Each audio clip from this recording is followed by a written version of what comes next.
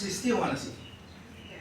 এতিয়া আমি যে বিশ্বাস কৰোঁ ভগৱান আছেনে নাই আমি নাজানো, কিন্তু বিশ্বাস কৰোঁ সেই ভগৱানৰ স্বৰ্গত যেতিয়া তেওঁলোকৰো উপায় অমংগল বিপদ বিঘিনি জৰা মৃত্যু তেওঁলোকৰো হ'ব ধৰিছিল, তেতিয়া তেওঁলোকে চিন্তা কৰিলে যে এইবিলাকৰ পৰা পৰিত্ৰাণ পাবলৈ আমি কি কৰিম, আমি নিজকে কেনেকৈ সুস্থ কৰিম দেৱতাসকলৰ মাজত আলোচনা।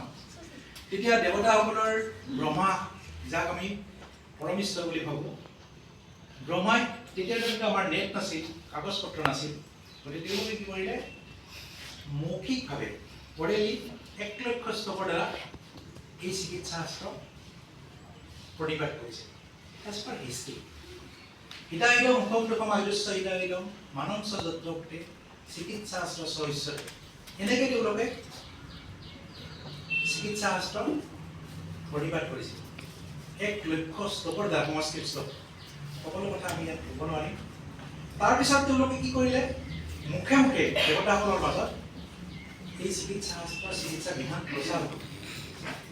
দেৱতাসকলৰ ইন্দ্ৰৰ শিকিলে, ইন্দ্ৰৰ ৰাজসভাত চিকিৎসা শাস্ত্ৰ প্ৰদান হ'ল।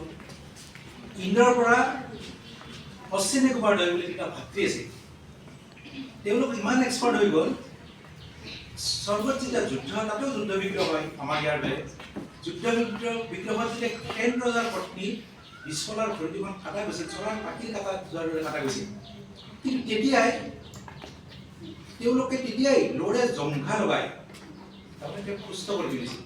তেতিয়া দেৱতাসকলে ভাবিছিল যে চিকিৎসা শাস্ত্ৰ পৰৱৰ্তী কালত ইয়াৰ পিছত যি এনচেষ্টাৰ আহিব, মানৱ বুলি যেতিয়া গম পোৱা নাছিল, এনচেষ্টাৰ লোৱাৰ লগে গম পোৱা